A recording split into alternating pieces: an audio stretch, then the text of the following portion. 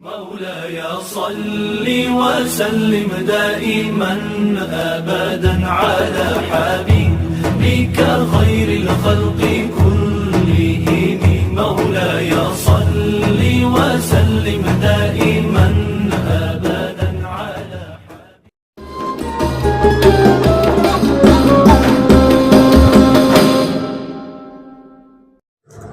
Ma'asyiral muslimin rahimakumullah.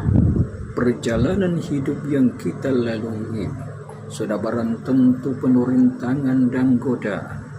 Terkadang kita terantuk batu, tergores kerikil tajam, serta tertusuk duri. Bahkan tidak jarang kita terseret daripada godaan nafsu. Memang nafsu senantiasa mengajak kita untuk melakukan perbuatan-perbuatan nista dan dimurkai Allah Subhanahu wa Ta'ala. Dan kalau sudah terseret oleh bujukan nafsu, maka derajat kemanusiaan kita miliki dari ahsan takwim sebagai baik kedudukan merosot menjadi asfala safilin, sesuatu derajat yang rendah bakal rendah dan lebih rendah daripada binatang. Jika kedudukan manusia sebagai wakil Tuhan, khalifatu fil ard, di muka bumi ini sudah dikuasai nafsu syaitannya, maka apapun bisa saja terjadi. Mereka akan menjadikan bumi sebagai ajang eksploitasi. Mereka menjadikan bumi ini sebagai keambisian serta memperturutkan nafsu birahi. Kalau sudah demikian, maka tujuan untuk menciptakan bayang-bayang surga di muka bumi akan sirna dan tak akan pernah tercapai. Ma'asyiral muslimin rahimakumullah. Namun sebagai manusia kita tentu menyadari bahwa tidak ada satu makhluk pun di muka bumi ini yang suci daripada segala noda dan dosa. Kita bukannya malaikat Allah yang terbebas daripada segala hal-hal yang dilarang oleh Allah Subhanahu wa Ta'ala, yang selalu patuh dan tunduk atas perintah Allah. Dan kita juga bukan nabi yang ma'zum yang dijaga oleh Allah daripada perbuatan dosa. Kita adalah manusia, hamba Allah, umat Rasulullah yang selalu bersemayam daripada kelalaian dan kealfaan. Maka sebuah syair mengatakan, wa ma sumiyal insanu illa nasi, dan tidaklah dinamakan manusia kecuali karena kealfaannya. Wa mal qalbu illa annahu yatakallam, dan tidaklah dinamakan hati kecuali karena hati itu selalu berbolak-balik. Hadirin yang dimuliakan Allah Subhanahu wa Ta'ala, kita makhluk yang diberi oleh Allah Subhanahu wa Ta'ala dua kekuatan yang saling bertentangan. Dua kekuatan ini akan selalu terbendam dari jiwa kita, dan setiap seakan muncul menjadi tindakan yang nyata.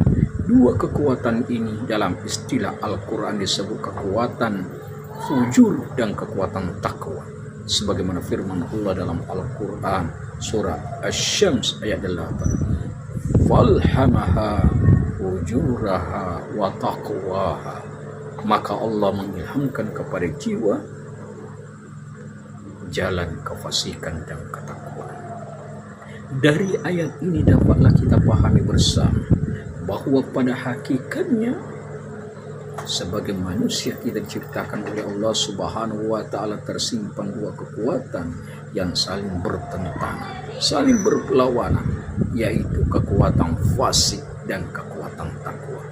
Jika suatu saat perlawanan itu dimenangkan oleh kekuatan takwa, maka jadilah disebut menjadi jiwa yang penuh hiasan takwa.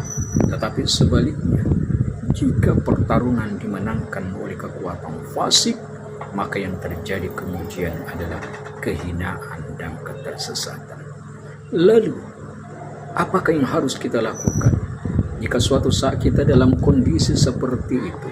Dan apa pula yang mesti harus kita kerjakan serta kekuatan fasik menguasai jiwa kita? Jawabannya adalah kita harus bersiap-siap membenahi diri, muhasabah, introspeksi diri untuk bagaimana bersegera memperbaiki daripada kesalahan-kesalahan, mengobati segala bentuk penyakit-penyakit jiwa, membasuh kotoran dosa yang menempel pada diri kita. Dan yang lebih penting dari semua adalah panggilan kita untuk bertaubat kepada Allah Subhanahu wa taala.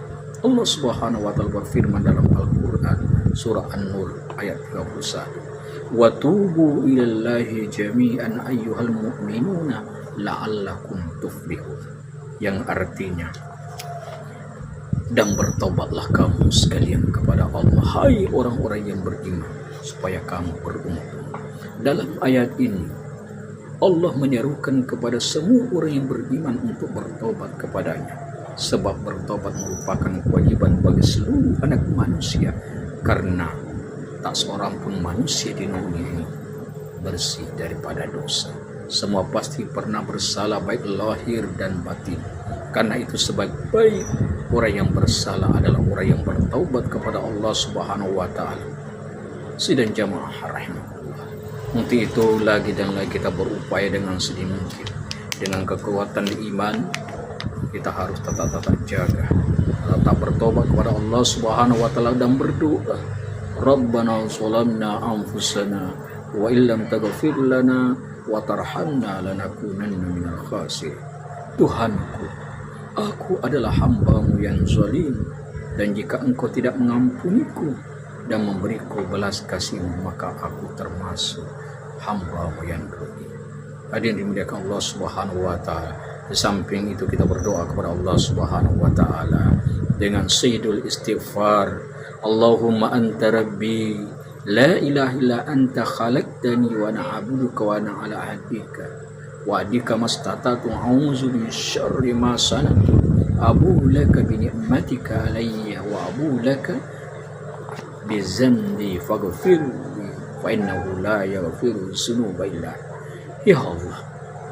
Engkaulah Tuhan, tiada Tuhan kecuali Engkau. Kau ciptakan aku adalah hamba-Mu.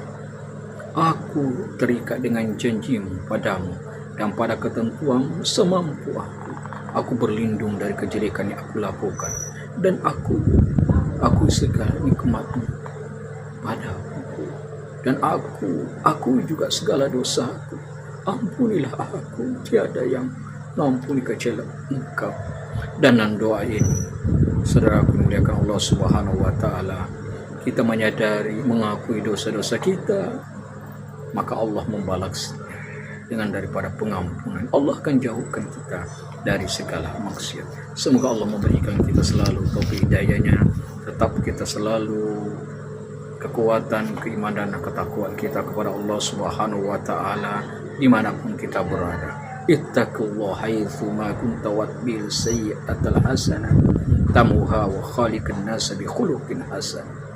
Bertakwalah kepada Allah dimanapun kamu berada, dan ikutilah perbuatan tercela dengan kebaikan, sebab itu akan meleburkan kita dengan perbuatan kebaikan.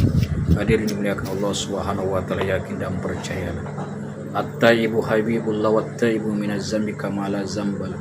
Orang yang bertobat itu adalah kekasih Allah, dan orang yang bertobat dari dosa seperti orang yang tak ada dosanya sama sekali. Kita tutup dengan doa kifaratul majlis. Subhanallah bihamdika asyhadu an la ilaha illa anta astaghfiruka wa atubu ilaik. Summa salam wabillahi taufiq wassalamu alaikum warahmatullahi